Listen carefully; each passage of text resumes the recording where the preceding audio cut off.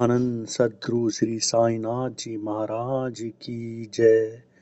अगर आपने यह अध्याय लगा लिया है तो मेरी आपसे प्रार्थना है कि कृपया करके इसे पूरा सुने, क्योंकि जब आप बाबा का साईं चरित्र पढ़ेंगे तो आपको इस बात का ज्ञात हो जाएगा कि मैं यह क्यों कह रहा हूँ कि आप इसे पूरा सुने।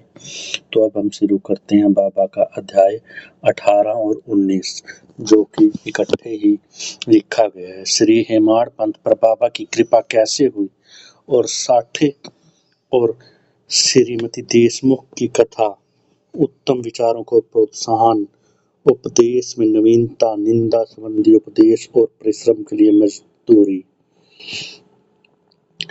ब्रह्म ज्ञान हेतु ललायित एक धनी व्यक्ति के साथ बाबा ने किस प्रकार व्यवहार किया, इसका वर्णन आपने पिछले अध्यायों में सुन लिया है। अब हेमाड़ पंथ पर किस प्रकार बाबा ने अपनी कृपा की, उत्तम विचारों को प्रोत्साहन देकर उनको फलीभूत किया तथा आत्मानुति व परिश्रम के प्रतिफल के संबंध में किस प्रकार बाबा ने उपदेश दिए, इनका इन 2 अध्यायों में वर्णन किया जाएगा। यह विदित है कि सद्गुरु पहले अपने शिष्य की योग्यता पर विशेष ध्यान देते हैं। उनके चित्त को किंचित मात्र भी डावाडोल न कर वे उपयुक्त उपदेश देकर आत्मानुभूति की ओर प्रेरित करते हैं। इस संबंध में कुछ लोगों के विचार हैं कि जो शिक्षा या उपदेश सद्गुरु द्वारा प्राप्त हो उसे अन्य लोग किसी को नहीं बताना चाहिए। उनकी ऐसी भी धारणा है कि उसे प्रकट कर देने से उसका महत्व घट जाता है। यथार्थ में यह दृष्टिकोण तो बहुत ही संकुचित विचार वालों का है। सद्गुरु तो वर्षा ऋतु के मेघ सदृश हैं, जो सब पर एक समान अपनी कृपा बरसाते हैं। वे अपने अमृत तुल्य उपदेशों को विस्तृत क्षेत्र में प्रसारित करते हैं। प्रथम उन्हें के सारांश को ग्रहण कर आत्मसात कर ले और फिर सक्रियता से रहित होकर अन्य लोगों में बाबा की लीलाओं का प्रचार करें। यह नियम जागृत और स्वप्न दोनों अवस्थाओं में प्राप्त उपदेशों के लिए है। उदाहरण के लिए बुद्ध कौशिक ऋषि ने स्वप्न में प्राप्त प्रसिद्ध राम रक्षा स्तोत्र साधारण जनता के हित के लिए प्रकट कर दिया था। जिस प्रकार एक दयालु माता बालक के उपचार के लिए उसे कड़वी दवाई बलपूर्वक भी देती है, उसी प्रकार श्री साईं बाबा भी अपने भक्तों के कल्याण के लिए ही उपदेश दिया करते हैं। वे अपनी पत्ती गुप्त न रखकर पूर्ण स्पष्टता से सबके सामने कहते हैं। इस कारण से जिन भक्तों ने उनके उपदेशों का पूर्ण पालन किया, उन्होंने अपने ध्येय को प्राप्त कर लिया है। श्री सच्चिदानंद सद्गुरु श्री साईनाथ जी ही ज्ञान चक्षुओं को खोलकर आत्मा की दिव्यता का अनुभव करा देने में समर्थ है। विषय वासनाओं से आसक्ति नष्ट कर वे भक्तों की इच्छाओं को पूर्ण कर देते हैं, जिसके फलस्वरूप ज्ञान और वैराग्य प्राप्त होकर ज्ञान की उत्तरोत्तर उन्नति होती रहती है। यह सब केवल उसी समय संभव है जब हमें सच्चिदानंद सद्गुरु का सानिध्य प्राप्त हो तथा सेवा के पश्चात हम उनको प्रेम से प्राप्त कर सकें। तभी भगवान भी, जो भक्त कल्प तरु हैं, हमारी सहायता के लिए आकर खड़े हो जाती हैं। वे हमें कष्टों और दुष्टों दुखों से मुक्त कर सुखी बना देते हैं। यह सब प्रगति केवल सद्गुरु की कृपा से ही संभव है, जो कि स्वयं ईश्वर के प्रतीक है। इसलिए हम सद्गुरु की खोज में हमेशा लगे रहते हैं। अब हम मुख्य कथा की ओर आते हैं। श्री साठे, एक महानुभाव जिनका नाम श्री साठे था, क्राफर्ड के शासन काल में कई वर्ष पूर्व उन्होंने कुछ ख्याति प्राप्त कर ली थी। इस शासन का मुंबई के गवर्नर लॉर्ड रे ने दमन कर दिया था। श्री साठे को व्यापार में बहुत अधिक हानि हुई और वो परिस्थितियां प्रतिकूल होने के कारण उनके दिल को बहुत बड़ा धक्का लगा। वे अत्यंत दुखित और निराश हो गए और अशांत होने के कारण उन्होंने अपना घर भी छोड़ दिया और किसी एकांत स्थान पर जाकर रहने का विचार करने लगे। बहुधा मनुष्यों को ईश्वर की याद केवल दुर्दिनों में ही आती है और उनका विश्वास भी ईश्वर में ऐसे समय ही बढ़ जाता है। तभी वे कष्टों के निवारण के लिए उनसे प्रार्थना करते हैं। यदि उनके पाप कर्म शेष न रहें तो भगवान भी उनकी भेंट किसी सच्चे संत से करा देते हैं, जो उनके कल्याणार्थ ही उचित मार्ग का निर्देश कर देते हैं। ऐसा ही श्री सांठे के साथ भी हुआ। उनके एक परम मित्र ने उन्हें शिरडी जाने की सलाह दी और जहाँ पर उनको मन की शांति और इच्छा पूर्ति के लिए देश के कोने कोने से लोगों के झुंड आ रहे हैं, यह बात बताई। उन्हें यह विचार बहुत रुचिकर प्रतीत हुआ और वो शिरडी गए। बाबा के पूर्ण ब्रह्म दीप्तिमान निर्मल व विशुद्ध स्वरूप का दर्शन कर उनके मन की वैराग्यता नष्ट हो गई और उनका चित्त शांत और शिथिल हो गया। उन्होंने सोचा कि गत जन्मों में मैंने अवश्य ही कोई शुभ कर्म किए हैं, जो मैं श्री सच्चिदानंद सद्गुरु साईनाथ जी के पवित्र चरणों में पहुंच पाया हूँ। श्री साठे दृढ़ संकल्प के व्यक्ति थे, इसलिए उन्होंने श्री घी गुरु चरित्र का पारायण प्रारंभ कर दिया। जब एक सप्ताह में चरित्र की प्रथम आवर्ती समाप्त हो गई, तब बाबा ने उसी रात्रि उन्हें एक स्वप्न दिया, जो इस प्रकार है। बाबा ने अपने हाथ में चरित्र लिए हुए श्री सांठे को कोई विषय पढ़ा रहे हैं और उसका अर्थ समझा रहे हैं तथा श्री सांठे उनके सम्मुख बैठे ध्यान पूर्वक सुन रहे हैं। जब उनकी नींद भंग हुई तो सपने को याद कर कर वे बहुत खुश हुए। उन्होंने विचार किया कि यह तो बाबा की अत्यंत कृपा है, जो इस प्रकार अचेतन अवस्था में पड़े हुओं को भी जागृत कर उन्हें गुरु चरित्र का अमृत पान करने का अवसर प्रदान करते हैं।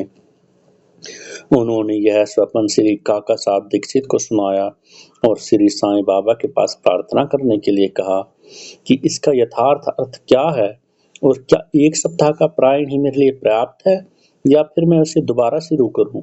श्री काका साहब दीक्षित ने उचित अवसर पाकर बाबा से पूछा, हे प्रभु, इस स्वप्न से आप श्री साठे को क्या उपदेश देना चाहते हैं? आप क्या वे यह प्रायण सप्ताह स्थगित कर दे? वे एक सरल हृदय भक्त हैं, इसलिए उनकी मनोकामना आप पूर्ण करें और हे देव कृपा कर उन्हें स्वप्न का मतलब भी समझा दें। तब बाबा बोले, उन्हें गुरु चरित्र का एक सप्ताह और पारायण करना उचित है। यदि वे ध्यान पूर्वक पठन करेंगे तो उनका मन शुद्ध हो जाएगा और शीघ्र ही उनका कल्याण होगा। ईश्वर प्रसन्न होकर उन्हें भव बंधन से मुक्त कर देंगे। इस अवसर पर श्री हेमाड़ पंत भी वहां उपस्थित थे और बाबा के चरण कमलों की सेवा कर रहे थे। बाबा के वचन सुनकर उन्हें विचार आया कि साठे तो केवल सप्ताह के प्रायण से मनवांछित फल प्राप्त कर लिया है और मैं पिछले 10 वर्षों से गुरु चरित्र का पारायण कर रहा हूँ, जिसका परिणाम मुझे अभी तक नहीं मिला। उनका केवल 7 दिनों का शिरडी निवास सफल हो गया और मेरा गत 7 वर्ष का सहवास क्या व्यर्थ हो गया। चातक पक्षी के समान मैं सदा उस कृपाधन की राह देखा करता हूँ, जो मेरे ऊपर अमृत वर्षा करे। वे कब मुझे उपदेश देने की कृपा करेंगे? ऐसा विचार उनके दिल में आया और बाबा तो जानी जान थे। बाबा को उस विचार का तुरंत ही पता चल गया। ऐसा भक्तों ने सदैव ही अनुभव किया है कि उनके समस्त विचारों को जानकर बाबा उनके कुविचारों का दमन कर उनमें उत्तम विचारों को प्रोत्साहित करते थे। हेमाड़ पंत का ऐसा विचार जानकर बाबा ने तुरंत आज्ञा दी कि तुम ऐसा करो, सामा के पास जाओ, कुछ समय तक उनसे बातचीत करो और जाकर 15 रुपए दक्षिणा ले आओ। बाबा को दया आ गई थी, इसी कारण उन्होंने हेमाड़ पंत जी को ऐसी आज्ञा दी। उनकी आज्ञा का पालन करना ही हेमाड़ पंत के लिए सौभाग्य था। हेमाड़ पंत शीघ्र ही सामा के घर पहुंचे। इस समय सामा स्नान कर धोती पहन रहे थे। उन्होंने बाहर आकर हेमाड़ पंत से पूछा, आप यहाँ कैसे? जान पड़ता है कि आप मस्जिद से ही आ रहे हैं, तथा आप ऐसे उदास क्यों हैं? आप अकेले ही क्यों आए हैं? आइए आइए, बैठिए और थोड़ा सा आराम कर लीजिए, तब तक मैं पूजा आदि से निवृत्त हो जाऊं। तब तक आप कृपा करके पान इत्यादि खाएं, इसके पश्चात ही हम सुखपूर्वक बातचीत करेंगे। ऐसा कहकर वे भीतर चले गए। दलान में बैठे-बैठे हेमाड़ पंत की दृष्टि अचानक ही खिड़की पर पड़ी नाथ भागवत पर पड़ी। नाथ भागवत श्री एकनाथ द्वारा महाभागवत के 11वें स्कंद पर मराठी भाषा में भी हुई एक टीका है। श्री साईं बाबा की आज्ञा के अनुसार श्री बोपू साहब जोग, श्री काका साहब दीक्षित शिरडी में नित्य भगवत गीता का मराठी टीका सहित जिसका नाम स्वार्थ, भावार्थ, दीपिका, ज्ञानेश्वरी, कृष्ण और भक्त अर्जुन का संवाद, नाथ भागवत, श्री कृष्ण उद्धव संवाद और एकनाथ का महान ग्रंथ भावार्थ रामायण का पठन किया करते थे। तब भक्तगण बाबा से कोई प्रश्न पूछने आते तो वे कभी थोड़ा सा उत्तर देते और कभी उनको उपयुक्त भागवत अथवा प्रमुख ग्रंथों को सुनने के लिए कहते थे, जिन्हें सुनने पर भक्तों को अपने प्रश्नों का उत्तर प्राप्त हो जाता था। श्री हेमाड़ पंत भी नित्य नाथ भागवत के कुछ अंशों का पठन किया करते थे। आज तक मस्जिद में जाते समय आज जब सुबह वो मस्जिद में जा रहे थे तो कुछ उनके मित्रों ने आकर उन्हें मस्जिद में चलने के लिए कहा, तो इसी कारण उन्होंने अपने नित्य नियम अनुसार यह पाठ अधूरा छोड़ दिया। उन्होंने जैसे ही वह ग्रंथ उठाकर खोला तो उन्होंने जहाँ पर अधूरा पाठ छोड़ा था वही पृष्ठ उनके सामने खुल गया। उनको यह देखकर बहुत आश्चर्य हुआ। उन्होंने सोचा कि इसीलिए ही मुझे बाबा ने यहाँ भेजा है ताकि मैं अपना शेष पाठ पूरा कर सकूं, और उन्होंने शेष पाठ का आरंभ कर दिया। इसीलिए कहा जाता है कि साईं चरित्र का जब आप पाठ शुरू करें, श्रवण करें, पठन करें तो उसे बीच में ना छोड़े और उसे पूर्ण करके ही उठे। पाठ पूर्ण होते ही सामा भी बाहर आए और उन दोनों में वार्तालाप होने लगा। हेमाड़ पंत ने कहा, मैं बाबा का एक संदेश लेकर आपके पास आया हूँ। मुझे आपसे 15 रुपए दक्षिणा लाने तथा थोड़ी दूर वार्तालाप कर आपके साथ मस्जिद में वापस आने के लिए कहा है। सामा बोले, मेरे पास तो एक फूटी कौड़ी भी नहीं है, इसलिए आप रुपयों के बदले बाबा को मेरे सच्चे हृदय से किए गए 15 नमस्कार दे दो। तो आइए अब हम कुछ वार्तालाप करें और बाबा की कुछ लीलाएं आप मुझे सुनाइए जिससे पाप नष्ट हो। सामा बोले, कुछ देर बैठो, इस सदगुरु साईनाथ जी की तो लीला बहुत अद्भुत है। कहाँ मैं शिक्षित देहाती और कहाँ आप एक उच्च विद्वान। यहाँ आने के पश्चात तो बाबा की अनेक लीलाएं आप स्वयं भी देख चुके हैं, जिनका अब मैं आपके समक्ष कैसे वर्णन कर सकता हूँ। अच्छा, यह 5 सुपारी तो खाओ, तब तक मैं कपड़े पहन लूं। थोड़ी देर में सामा बाहर आए। फिर दोनों इस प्रकार वार्तालाप करने लगे। सामा बोले, इस साईनाथ जी की लीलाएं अगाध हैं, जिसका कोई पार नहीं। वे तो लीलाओं से अलिप्त रहकर सदैव विनोद किया करते हैं, इसे हम अज्ञानी जीव क्या समझ सकेंगे। बाबा स्वयं खुद ही क्यों नहीं हमें बताते, आप श्रीखे विद्वान को मुझ जैसे मूर्ख के पास बाबा ने क्यों भेजा है। उनकी कार्यप्रणाली क्या वे कब करते हैं, यह तो हमारी कल्पना से भी परे है। मैं तो इस विषय में केवल इतना ही कह सकता हूँ कि वे लौकिक नहीं हैं। इस भूमिका के साथ सामा ने कहा, अब मुझे एक स्मृति हो आई है जिसे मैं व्यक्तिगत रूप से जानता हूँ। जैसे भक्त की निष्ठा और भाव होता है, बाबा उसी प्रकार उनकी सहायता करते हैं। कभी कभी तो बाबा भक्त की बहुत कठिन परीक्षा ले लेते हैं और उसे उपदेश देते हैं, परंतु मदद बाबा हमेशा जरूर करते हैं। उपदेश शब्द सुनकर साठे के गुरु चरित्र पारायण की घटना का तत्काल ही स्मरण करके हेमाड़ पंत को रोमांच हो आया। उन्होंने सोचा, बाबा ने तो मेरे चित्त की चंचलता नष्ट करने के लिए और मेरे मन में उठे हुए विचारों के जवाब की मुझे यहाँ भेजा है, फिर भी वे अपने विचार प्रकट ना कर सके। सामा की कथा को ध्यानपूर्वक सुनने लगे। उन सब कथाओं का सार केवल यही था कि अपने भक्तों के प्रति बाबा के मन में कितनी दया, प्यार और स्नेह है। इन कथाओं को सुनकर हेमाड़ पंत को आंतरिक उल्लास का अनुभव होने लगा। तब सामा ने नीचे लिखी हुई कथा एक कही। एक समय एक बूढ़ी श्रीमती राधाबाई नामक स्त्री बाबा की कीर्ति सुनकर संगमनेर के लोगों के साथ शिरडी आई। बाबा के दर्शन कर उसे बहुत खुशी हुई। श्री साईं चरणों में उनकी अटल श्रद्धा थी, इसलिए उन्होंने यह निश्चय किया कि जैसे भी हो बाबा को अपना गुरु बनाकर उनसे उपदेश ग्रहण करूंगी। आमरण अनशन का दृढ़ निश्चय कर वह अपने विश्राम गृह में आकर रहने लगी और उसने अन्न और जल का बिल्कुल त्याग कर दिया। इस प्रकार उसने 3 दिन तक बिना कुछ खाए पिए व्यतीत किए। माधवराव देशपांडे इस वृद्धा की अग्नि परीक्षा से बिल्कुल ही डर गए और बाबा से कहने लगे, हे बाबा, हे देवा, आपने यह अब क्या नया काम करना शुरू कर दिया है?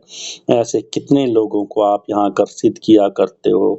आप उस बूढ़ी औरत से अच्छी तरह परिचित है जो हठपूर्वक अभी भी अवलंबित है। यदि आपने कृपा दृष्टि कर उसे उपदेश ना दिया और यदि दुर्भाग्यवश ही उसे कुछ हो गया तो लोग आपको ही दोषी ठहराएंगे, कहेंगे कि बाबा से उपदेश प्राप्त ना होने की वजह से इसकी मृत्यु हो गई है। इसलिए अब दया करके उसे आशीष और उपदेश दीजिए। वृद्धा का ऐसा दृढ़ निश्चय देखकर बाबा ने उसे अपने पास बुलाया और मधुर उपदेश देकर उसके मन को परिवर्तित कर कहा, हे माँ, क्यों व्यर्थ में तुम यातना सहकर मृत्यु का आलिंगन करना चाहती हो? तुम मेरी माँ हो, मैं तुम्हारा बेटा हूँ। तुम मुझ पर दया करो और जो कुछ मैं कहूँ उसे ध्यान पूर्वक सुनो। मैं अपनी स्वयं की कथा तुमसे कहता हूँ, यदि तुम उसे ध्यान पूर्वक सुनोगी तो तुम्हें अवश्य परम शांति प्राप्त होगी। मेरे एक गुरु जो कि बहुत सिद्ध पुरुष थे, मुझ पर बड़े दयालु थे। दीर्घकाल तक उनसे मैं कभी अलग ही नहीं होना चाहता था।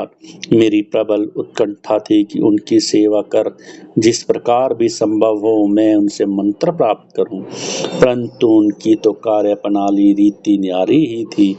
उन्होंने पहले मेरा मुंडन कर मुझसे 2 पैसे दक्षिणा में मांगे, जो मैंने हर्षपूर्वक तुरंत ही उनको दे दिए। यदि तुम प्रश्न करो कि मेरे गुरु तब पूर्ण निष्काम थे तो उन्हें पैसे मांगने से क्या शोभनीय था और फिर उन्हें विरक्त भी कैसे कहा जा सकता है? इसका उत्तर केवल यह है कि कंचन को ठुकराया करते हैं क्योंकि उन्हें उसकी स्वप्न में भी आवश्यकता ना थी। उन 2 पैसों का अर्थ था दृढ़ निश्चय और धैर्य। जब मैंने ये दोनों वस्तुएं अपने सदगुरु को अर्पित कर दी तो वो अत्यंत प्रसन्न हुए। मैंने 12 वर्ष उनके श्री चरणों की सेवा में व्यतीत किए। उन्होंने ही मेरा भरण पोषण किया, अतः मुझे भोजन और वस्त्रों का कोई अभाव ना था। वे प्रेम की मूर्ति हैं, अथवा यूं कहो कि वे प्रेम के साक्षात अवतार थे। मैं उनका वर्णन ही कैसे कर सकता हूँ, क्योंकि उनका तो मुझ पर अधिक स्नेह था और उनके समान कोई बिरला ही गुरु मिलेगा। जब मैं उनकी ओर निहारता हूँ तो मुझे ऐसा प्रतीत होता है कि वे गंभीर मुद्रा में ध्यान मगन हैं और हम दोनों आनंदित हो जाते हैं। 8 प्रहर मैं एकटक उनके श्री मुख की ओर निहारा करता था। मैं भूख और प्यास की सुध बुध भी खो बैठता था। उनके दर्शनों के बिना मैं शांत हो जाता था।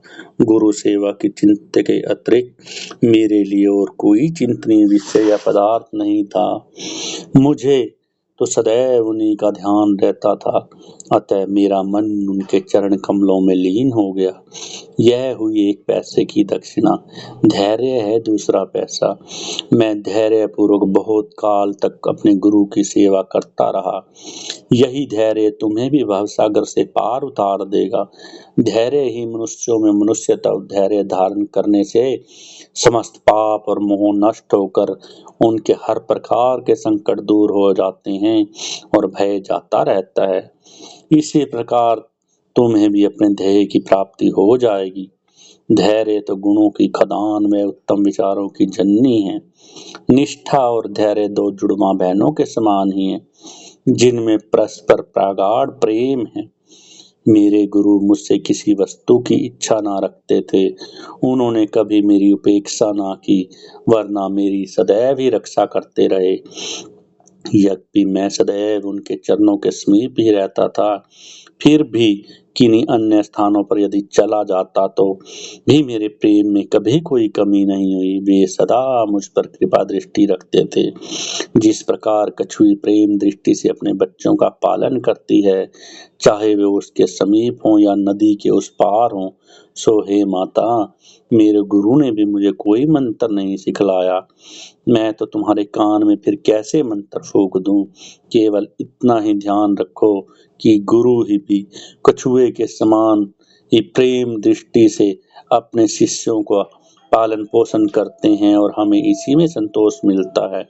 इसी कारण व्यर्थ के किसी से उपदेश प्राप्त करने का प्रयत्न ना करो। मुझे ही अपने विचारों तथा कर्मों का मुख्य ध्येय बना लो। जब तुम्हें निस्संदेह प्रमाद की प्राप्ति हो जाएगी, तब तुम्हें मेरी इस बात का असली मतलब पता चलेगा। मेरी ओर अन्य भाव से देखो, मैं भी तुम्हारी ओर वैसे ही देखूंगा। इस द्वारका माई में बैठकर मैं केवल सत्य ही बोलता हूँ। किन्हीं साधनाओं या शास्त्रों के अध्ययनों की आवश्यकता नहीं है, वरन केवल गुरु में विश्वास ही पर्याप्त है। पूर्ण विश्वास रखो कि गुरु ही करता है और वह धन्य है जो गुरु की महानता से परिचित हो, उसे हरि, हर और ब्रह्म का अवतार समझते हैं। इस प्रकार समझाने से वह वृद्ध महिला को कुछ सांत्वना मिली और उसने बाबा को नमन कर अपना उपवास त्याग दिया। यह कथा ध्यान पूर्वक सुनने से तथा उसके उपयुक्त अर्थ पर विचार कर हेमाड़ पंत को बड़ा आश्चर्य हुआ। उसका दिल भर आया और उसके मन में रोमांच पैदा हो गया। अत्यंत आनंद विभोर हो जाने से उनका कंठ रूंध गया और उनके मुख से एक भी शब्द ना निकल रहा था। उनकी ऐसी स्थिति देखकर सामने ने कहा, अरे आप ऐसे स्तब्ध क्यों हो गए? बात क्या है? बाबा की तो इस प्रकार की लीलाएं अनगिनत हैं। वो तो रोज ही ऐसी लीलाएं करते हैं जिनका वर्णन मैं किस मुख से करूं। ठीक उसी समय मस्जिद में घंटा नाद होने लगा, जो कि मध्याह्न पूजन तथा आरती के आरंभ का द्योतक था। तब सामा और हेमाड़ पंथ तीसरे की मस्जिद की ओर चले। बापू साहब जोग ने पूजन प्रारंभ कर दिया। स्त्रियां मस्जिद में ऊपर खड़ी थी और पुरुष वर्ग नीचे मंडप में। सब उच्च स्वर में वाद्यों के साथ आरती गा रहे थे। तभी हेमाड़ पंथ का हाथ पकड़े हुए सामा भी ऊपर पहुंचे और बाबा के दाहिनी ओर तथा हेमाड़ पंथ बाबा के सामने बैठ गए। तब बाबा ने उनसे कहा कि जो सामा ने मुझे दक्षिणा दी है वो दो। तब हेमाड़ पंथ ने उत्तर दिया कि बाबा, सामा ने आपके द्वारा दिए गए 15 रुपए के बदले आपको 15 नमस्कार भेजे हैं, जो मैं उपस्थित होकर यहाँ आपको दे रहा हूँ। तब घंटे, ढोल और सामूहिक गान की ध्वनि की चिंता ना करते हुए हेमाड़ पंथ उत्सुकता पूर्ण बाबा को जो वहां हुई बातचीत सुनाने लगे। बाबा भी सुनने को अति उत्सुक थे, इसलिए वो तकिया छोड़कर थोड़ा आगे की ओर झुक गए। हेमाड़ पंथ ने कहा कि वार्ता अति सुखदायी थी। विशेषकर उस बूढ़ी महिला की कथा तो ऐसी अद्भुत थी कि जिसे सुनकर मुझे तुरंत ही विचार आया कि आपकी लीलाएं तो अगाध हैं। तब बाबा ने कहा, वह तो बहुत ही आश्चर्यपूर्ण है। अब मेरी तुम पर कृपा कैसी हुई, जरा इसका विवरण भी मुझे सुनाओ। कुछ काल पूर्व सुना वार्तालाप जो उनके हृदय पटल पर अंकित हो चुका था, वह सब उन्होंने बाबा को सुना दिया। बाबा यह सुनकर अति प्रसन्न होकर कहने लगे, क्या कथा से प्रभावित होकर उसका अर्थ भी तुम्हारी समझ में आया है? तब हेमाड़ पंथ ने उत्तर दिया, हाँ बाबा, हाँ आया है। उससे मेरे मन की चंचलता नष्ट हो गई है। अब मैं वास्तविक शांति और सुख का अनुभव कर रहा हूँ तथा मुझे सत्य मार्ग का पता चल गया। तब बाबा बोले, सुनो, मेरी पत्नी भी अद्वितीय है। यदि इस कथा को तुम हमेशा याद रखोगे तो यह बहुत ही उपयोगी सिद्ध होगी। आत्मज्ञान प्राप्त करने के लिए ध्यान अत्यंत आवश्यक है और यदि तुम इसका निरंतर अभ्यास करते रहोगे तो तुम्हारी कुप्रवृत्तियां शांत हो जाएंगी। तुम्हें आस्तारित हित होकर सदैव ईश्वर का ध्यान करना चाहिए, जो सब प्राणियों में व्याप्त है और जब इस प्रकार मन एकाग्र हो जाएगा तो तुम्हें ध्येय की प्राप्ति हो जाएगी। मेरे निरंकार सच्चिदानंद स्वरूप का ध्यान करो, जैसे कि तुम मुझे दिन रात यहाँ देखते हो। इस प्रकार तुम्हारी वृत्तियां केंद्रित हो जाएंगी तथा ध्याता ध्यान और ध्येय प्रीत तब नष्ट हो जाएंगे। ध्याता चैतन्य से एक तव को प्राप्त कर ब्रह्म के साथ अभिन्न हो जाएगा। कछुई नदी के इस किनारे पर रहती है और उसके बच्चे दूसरे किनारे पर। ना तो वह उन्हें दूध पिलाती है, ना अपने हृदय से लगाती है, बल्कि वह केवल उसकी प्रेम दृष्टि से ही उसका भरण पोषण करती है। छोटे बच्चे भी कुछ ना करके केवल अपनी माँ को ही याद करते रहते हैं। उन छोटे छोटे बच्चों पर कछुए की केवल दृष्टि ही उन्हें अमृत तुल्य आहार और आनंद प्राप्त कराती है। ऐसा ही गुरु और शिष्य का भी संबंध है। बाबा ने ये अंतिम शब्द कहे ही थे कि आरती समाप्त हो गई और सब ने उच्च स्वर में कहा, श्री सच्चिदानंद सद्गुरु साईनाथ महाराज की जय। बोला, प्रिय पाठकों, कल्पना करो कि हम भी हमें उसी भीड़ में और उसी जय जयकार में सम्मिलित होकर बाबा की जय जयकार के नारे लगा रहे हैं। आरती समाप्त होने पर प्रसाद बांटा गया। बापू साहब जोग हमेशा की तरह आगे बढ़े और बाबा को नमस्कार कर मुट्ठी भर मिश्री का प्रसाद बाबा को दिया। यह मिश्री हेमाड़ पंथ कर देकर बाबा बोले, यदि तुम इस कथा को अच्छी तरह से सदैव याद रखोगे तो तुम्हारी भी स्थिति इस मिश्री के समान मधुर हो जाएगी और तुम्हारी समस्त इच्छाएं पूर्ण हो जाएगी और तुम सदा के लिए सुखी हो जाओगे। हेमाड़ पंत ने बाबा को साष्टांग प्रणाम किया और स्तुति की, प्रभु, हे मेरे सच्चिदानंद सद्गुरु, इस प्रकार दया कर सदैव मेरी रक्षा करता रहा करो बाबा। तब बाबा ने आशीर्वाद देकर कहा, इन कथाओं को श्रवण कर नित्य मनन तथा निध्यासन कर तथा ग्रहण करो। जब तुम्हें ईश्वर का सदा स्मरण तथा ध्यान बना रहेगा और वह स्वयं तुम्हारे समक्ष अपने स्वरूप को प्रकट कर देगा। प्यारे पाठकों, हेमाड़ पंथ को उस समय मिश्री का प्रसाद भली भांति मिला जो आज हमें इस कथामृत के पान करने का अवसर प्राप्त हुआ है। आओ हम भी उसी कथा का मनन करें तथा उसका सार ग्रहण कर बाबा की कृपा से स्वस्थ और सुखी हो जाएं। 11वें अध्याय के अंत में हेमाड़ पंथ ने कुछ और विषयों का भी वर्णन किया गया था जो अब आप यहाँ सुनेंगे। नीचे दिए हुए अमूल्य वचन सर्वसाधारण भक्तों के लिए है और यदि उन्हें ध्यान में रखकर आचरण में लाया जाए तो सदैव कल्याण होगा। जब तक किसी से कोई पूर्व नाता या संबंध ना हो तब तक कोई किसी के समीप नहीं जाता।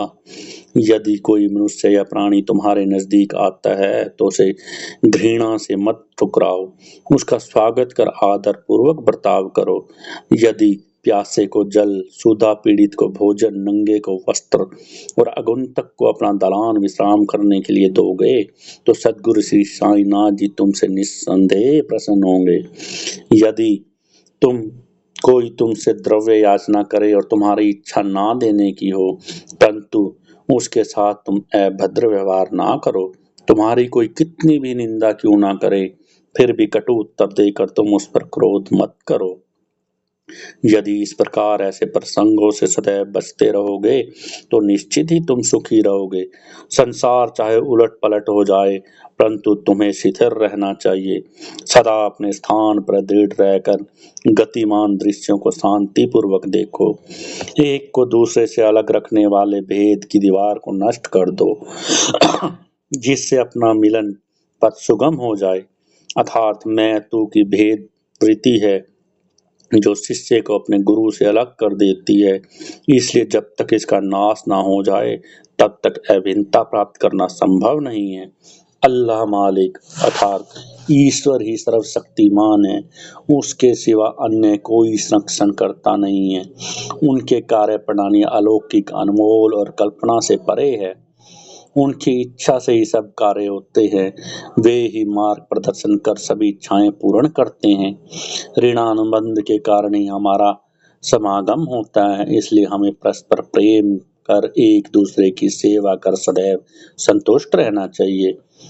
जिसने अपने जीवन का ध्येय पा लिया है वही धन्य और सुखी है। दूसरों को केवल कहने को ही सब जब तक प्राण है तब तक जीवित है। उत्तम विचारों को प्रोत्साहन। यह ध्यान देने योग्य बात है कि श्री सच्चिदानंद सद्गुरु सदैव उत्तम विचारों को ही प्रोत्साहन दिया करते थे। इसलिए यदि हम प्रेम और भक्ति पूर्वक अनन्य भाव से उनकी शरण में जाएं, तो हमें अनुभव हो जाएगा कि वे अनेक अवसरों पर हमें किस प्रकार सहायता पहुंचाते हैं। वे किसी न किसी रूप में आकर हमारी हमेशा ही सहायता करते हैं। किसी संत का कथन है कि यदि प्रातःकाल तुम्हारे हृदय में कोई उत्तम विचार उत्पन्न हो जाए और तुम उसका स्मरण दिन भर करो, तो वह तुम्हारा विवेक अत्यंत विकसित और चित्त प्रसन्न कर देगा। हेमाड़ पंथ भी इसका अनुभव करना चाहते थे। इसलिए इस पवित्र शिरडी भूमि पर अगले वीरवार के समूचे दिन नाम स्मरण और कीर्तन में व्यतीत करूं, ऐसा रात्रि को विचार कर वे सो गए। दूसरे दिन जब वे उठे तो उन्हें सहज ही राम नाम का स्मरण हो आया, जिससे वे बहुत खुश हुए और नित्य कर्म समाप्त कर कुछ फूल लेकर वे बाबा के दर्शनों के लिए गए।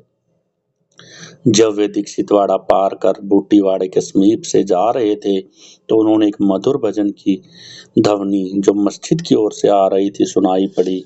एकनाथ का यह भजन औरंगाबाद कर मधुर लय पूर्वक बाबा के समक्ष गा रहे थे।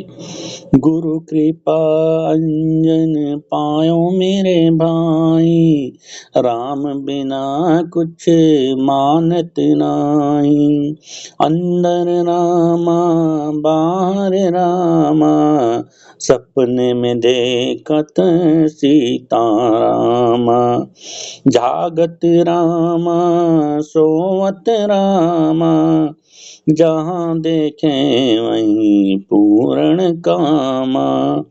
एका जनार्दी अनुभवनी का, जहाँ देखे वहाँ राम सरीखा। भजन तो अनेक है, परंतु विशेषकर यह भजन ही क्यों औरंगाबाद ने चुना, यह क्या बाबा द्वारा संयोजित विचित्र अनुरूपता नहीं है? और क्या यह हेमाड़ पंथ के पिछले दिन अखंड राम नाम स्मरण के संकल्प को प्रोत्साहन नहीं देना है? सभी संतों का इस संबंध में एक ही मत है, और वह है सभी राम नाम के जाप को प्रभावकारी तथा भक्तों की इच्छा पूर्ति और सभी कष्टों से छुटकारा पाने के लिए एक अमोघ उपाय बताते हैं। निंदा संबंधी उपदेश देने के लिए किसी विशेष या स्थान की प्रतीक्षा ना कर बाबा स्वतंत्रता पूर्वक ही उपदेश दिया करते थे। एक बार एक भक्त ने बाबा की अनुपस्थिति में दूसरे लोगों के सम्मुख किसी की निंदा की।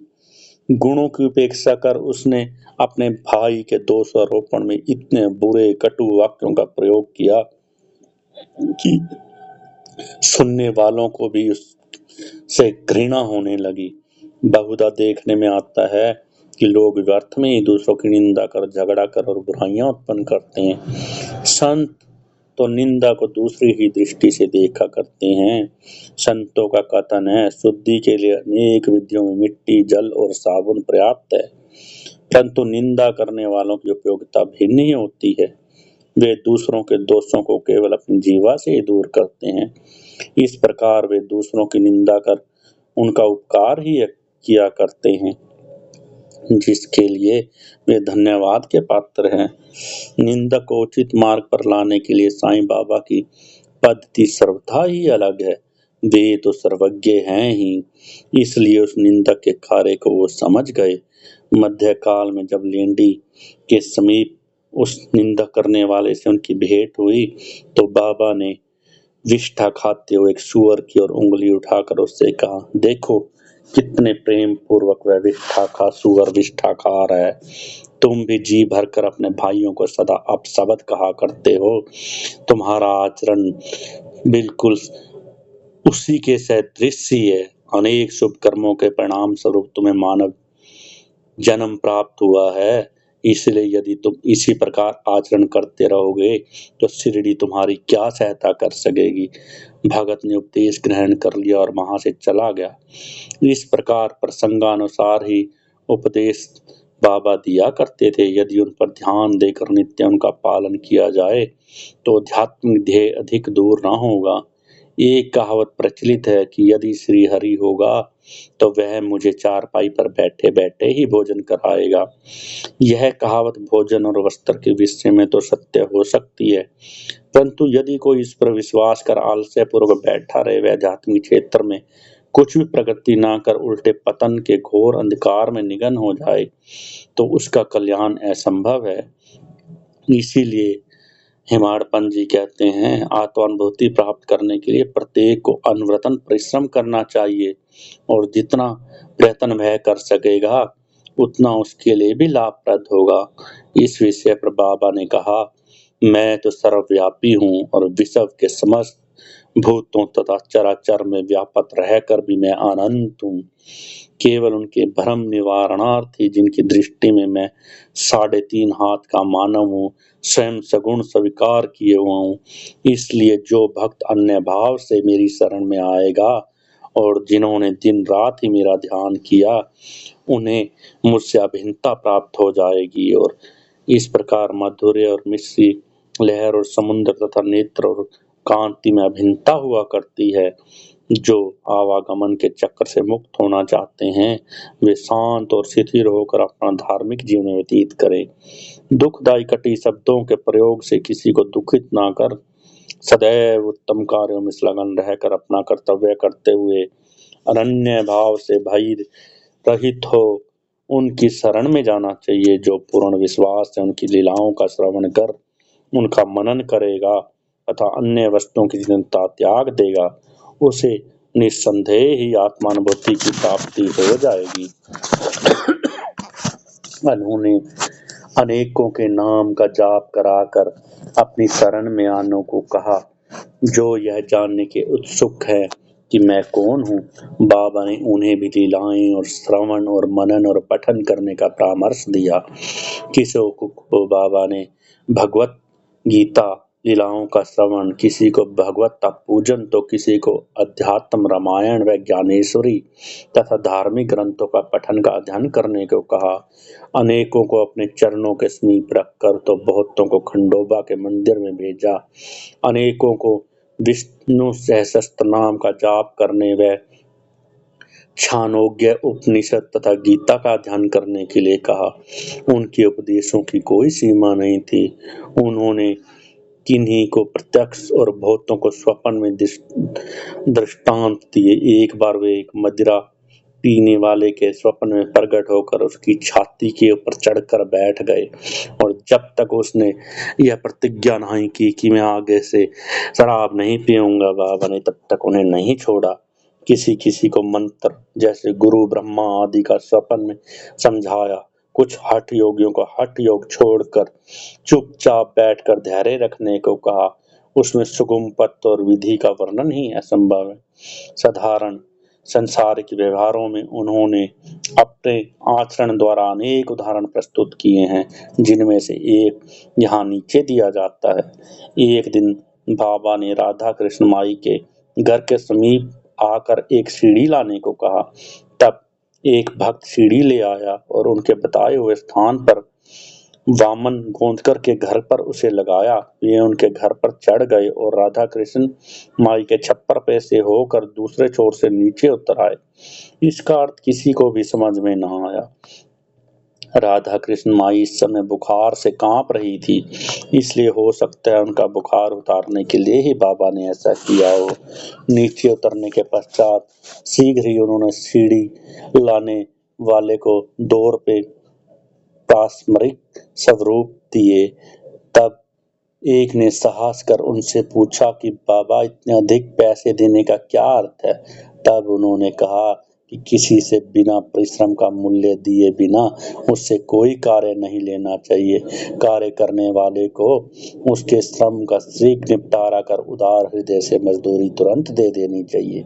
श्री सद्गुरु साईनाथम पूर्णमस्तु शुभम भवतु। अध्याय समाप्त। जय सच्चिदानंद सद्गुरु श्री साईनाथ जी महाराज की जय। इस अध्याय में बताया गया है कि कभी भी जब अध्याय शुरू करें तो उसे अधूरा नहीं छोड़ना चाहिए, जो कि मैंने इस अध्याय में श्रवण करने वाले श्रोताओं से पहले ही प्रार्थना की है। जय सच्चिदानंद सद्गुरु श्री साईनाथ जी महाराज की जय। जय शिरडी वाले साईनाथ जी की जय। जय देवों के देव सद्गुरु श्री साईनाथ जी की जय। जय सच्चिदानंद सद्गुरु श्री साईनाथ जी की जय।